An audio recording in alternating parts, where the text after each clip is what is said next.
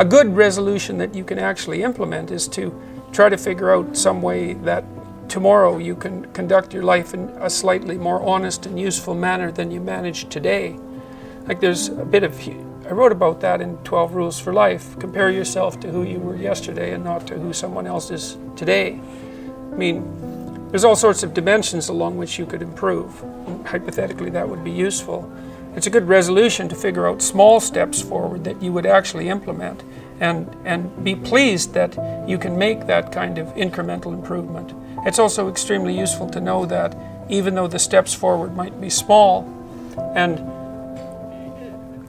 small enough to be humiliating when you are forced to admit how small they have to be so that you will implement them, it's still unbelievably powerful method across time. And it's also extremely useful even just to resolve that it would be a good thing to do everything you can in your own life to improve so that you improve your situation and the situation of people around you. So that's kind of a good generic New Year's resolution, right? Why don't you try to make things better instead of making them worse? That'd be a good thing, because who knows what would happen if everybody tried to make things better instead of trying to make them worse. You know, we could get a long ways. What happens if instead we decide to stop lying? What does this even mean? We are limited in our knowledge after all. We must make decisions here and now, even though the best means and the best goals can never be discerned with certainty. An aim, an ambition, provides the structure necessary for action. An aim provides a destination, a point of contrast against the present, and a framework within which all things can be evaluated. An aim defines progress and makes such progress exciting. An aim reduces anxiety, because if you have no aim, everything can mean anything or nothing, and neither of those two options makes for a tranquil spirit. Thus, we have to think and plan and limit and posit in order to live at all.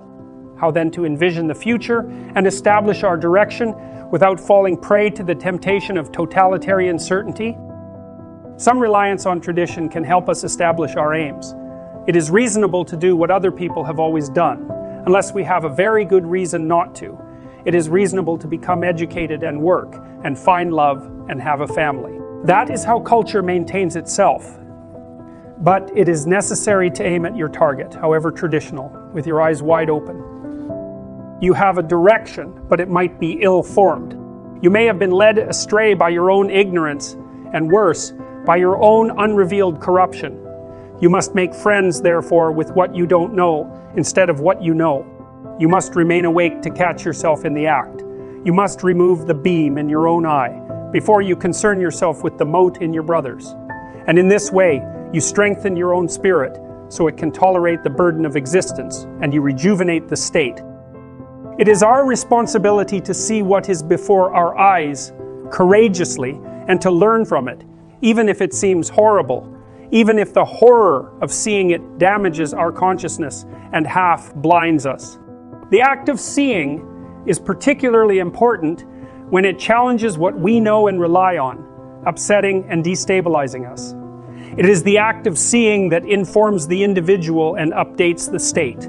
You are by no means only what you already know. You are also all that which you could know, if you only would.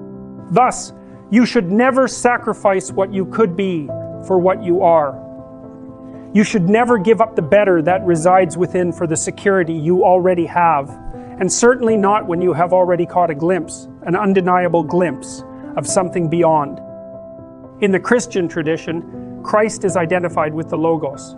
The Logos is the Word of God. That Word transformed chaos into order at the beginning of time. In His human form, Christ sacrificed Himself voluntarily to the truth, to the good, to God. In consequence, He died and was reborn.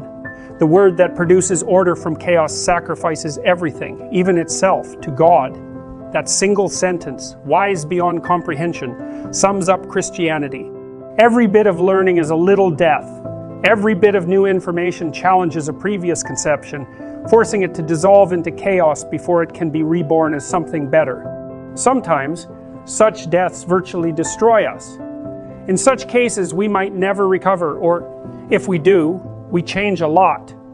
A good friend of mine discovered that his wife of decades was having an affair. He didn't see it coming. It plunged him into a deep depression. He descended into the underworld. He told me at one point, I always thought that people who were depressed should just shake it off. I didn't have any idea what I was talking about. Eventually, he returned from the depths. In many ways, he's a new man, and perhaps a wiser and better man. He lost 40 pounds. He ran a marathon. He traveled to Africa and climbed Mount Kilimanjaro. He chose rebirth over descent into hell. Psychologists have been, not all psychologists obviously, but the psychological profession is neck deep in this pathology, has been beating the self-esteem drum for 50 years. Oh no, you're okay, you should feel good about yourself. Like, you're fine the way you are. It's like you think, well, that's a calming message for people. It's like, no, it's not. It's not at all. And I watch my audiences, it's like, it's full of people in the audience who think, I'm suffering a lot more than I think is tenable. A whole bunch of it's my fault. My life is not in the order it should be. I know I'm doing 50 things wrong. It's like, what the hell's wrong with me? What's wrong with the people around me? This is really serious. And some, well-meaning person comes up and says, oh, you're okay just the way you are. It's like, no one wants that message. It's like, no, I'm not okay the way I am. I'm not okay at all the way I am. I know that. And so, when I'm speaking when I'm speaking now, I say to people, well, you're nowhere near what you could be. That's the positive message. It's like, yeah, you're a mess, but you don't have to stay that way. If you're a mess, you know it. Obviously, you're suffering away like so much you can barely tolerate it. It's like, that's okay. You could do something about it. And so that's the thing that turns the lights on. It's like, you could do something about it. It's like, oh. Set your ambitions, even if you are uncertain about what they should be. The better ambitions have to do with the development of character and ability, rather than status and power. Status, you can lose. You carry character with you wherever you go, and it allows you to prevail against adversity. Knowing this, tie a rope to a boulder. Pick up the great stone, heave it in front of you, and pull yourself towards it. Watch and observe while you move forward. Articulate your experience as clearly and carefully to yourself and others as you possibly can. In this manner, you will learn to proceed more effectively and efficiently towards your goal. And while you are doing this, do not lie, especially to yourself. If you pay attention to what you do and say, you can learn to feel a state of internal division and weakness when you are misbehaving and misspeaking. It's an embodied sensation, not a thought. I experience an internal sensation of sinking and division, rather than solidity and strength when I am incautious with my acts and words. It seems to be centered in my solar plexus, where a large knot of nervous tissue resides. I learned to recognize when I was lying, in fact, by noticing this sinking and division, and then inferring the presence of a lie.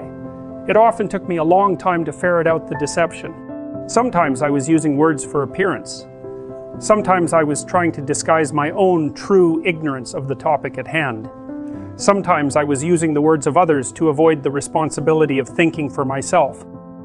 If you pay attention, when you are seeking something, you will move towards your goal.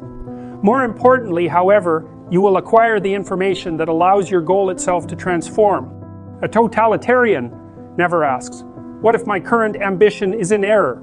He treats it, instead, as the absolute. It becomes his God, for all intents and purposes.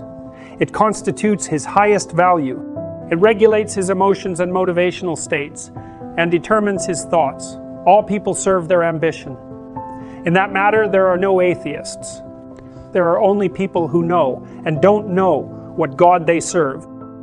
If you bend everything totally, blindly, and willfully towards the attainment of a goal, and only that goal, you will never be able to discover if another goal would serve you, and the world better. It is this that you sacrifice if you do not tell the truth. If, instead, you tell the truth, your values transform as you progress. If you allow yourself to be informed by the reality manifesting itself as you struggle forward, your notions of what is important will change. You will reorient yourself, sometimes gradually and sometimes suddenly and radically.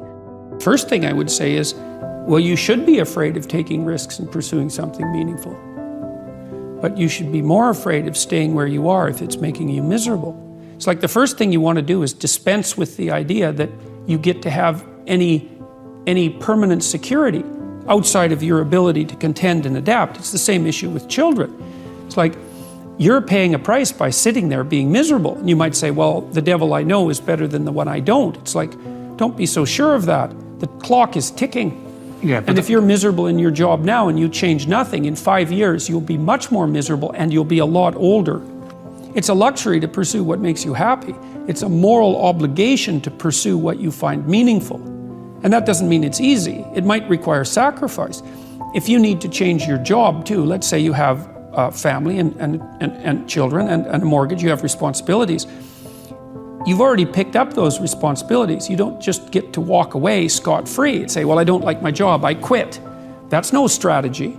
But what you might have to do is you think, well, this job is killing my soul. All right, so what do I have to do about that? Well, I have to look for another job. Well, no one wants to hire me. It's like, okay, maybe you need to educate yourself more. Maybe you need to update your curriculum vitae, your resume.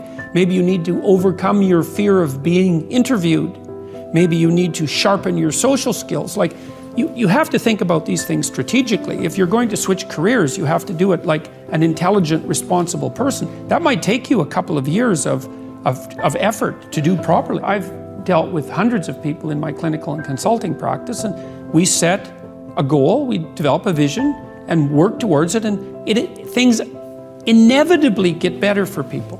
So it's not a luxury, it's difficult. It's a moral responsibility, and it isn't happiness. It's not, the pursuit isn't for happiness. Imagine, you go to engineering school because that is what your parents desire, but it is not what you want. Working at cross, purposes to your own wishes, you will find yourself unmotivated and failing. You will struggle to concentrate and discipline yourself, but it will not work. Your soul will reject the tyranny of your will. How else could that be said? Why are you complying? You may not want to disappoint your parents, although if you fail, you will do exactly that. You may lack the courage for the conflict necessary to free yourself. You may not want to sacrifice your childish belief in parental omniscience, wishing devoutly to continue believing that there is someone who knows you better than you know yourself, and who also knows all about the world. You want to be shielded in this manner from the stark existential aloneness of individual being and its attendant responsibility. This is all very common and understandable, but you suffer because you are truly not meant to be an engineer. One day you have had enough. You drop out. You disappoint your parents. You learn to live with that. You consult only yourself, even though that means you must rely on your own decisions. You take a philosophy degree. You accept the burden of your own mistakes. You become your own person. By rejecting your father's vision, you develop your own. And then, as your parents age, you've become adult enough to be there for them when they come to need you. They win, too. But both victories had to be purchased at the cost of the conflict engendered by your truth. As Matthew 10:34 has it, citing Christ, emphasizing the role of the spoken truth, "Think not that I have come to send peace on earth. I came not to send peace, but a sword." As you continue to live in accordance with the truth, as it reveals itself to you, you will have to accept and deal with the conflicts that mode of being will generate. If you do so, you will continue to mature and become more responsible in small ways. Don't underestimate their importance, and enlarge. You will ever more closely approach your newer and more wisely formulated goals and become even wiser in their formulation when you discover and rectify your inevitable errors. Your conception of what is important will become more and more appropriate as you incorporate the wisdom of your experience. You will quit wildly oscillating and walk ever more directly towards the good, a good you could never have comprehended if you had insisted, despite all evidence, that you were right, absolutely right, at the beginning. If existence is good, then the clearest and cleanest and most correct relationship with it is also good. If existence is not good, by contrast, you're lost. Nothing will save you, certainly not the petty rebellions, murky thinking and obscurantist blindness that constitute deceit. Is existence good? You have to take a terrible risk to find out. Live in truth or live in deceit. Face the consequences and draw your conclusions. This is the act of faith whose necessity was insisted upon by the Danish philosopher Kierkegaard. You cannot know ahead of time. Even a good example is insufficient for proof, given the differences between individuals. The success of a good example can always be attributed to luck. Thus, You have to risk your particular, individual life to find out. It is this risk that the ancients described as the sacrifice of personal will to the will of God. It is not an act of submission, at least as submission is currently understood. It is an act of courage. It is faith that the wind will blow your ship to a new and better port. It is the faith that being can be corrected by becoming. It is the spirit of exploration itself. Perhaps it is better to conceptualize it this way. Everyone needs a concrete, specific goal, an ambition, and a purpose to limit chaos and make intelligible sense of his or her life. But all such concrete goals can and should be subordinated to what might be considered a meta goal, which is a way of approaching and formulating goals themselves. The meta goal could be live in truth. This means act diligently towards some well-articulated, defined, and temporary end. Make your criteria for failure and success timely and clear, at least for yourself, and even better if others can understand what you are doing and evaluate it with you. While doing so, however, allow the world and your spirit to unfold as they will, while you act out and articulate the truth. This is both pragmatic ambition and the most courageous of faiths.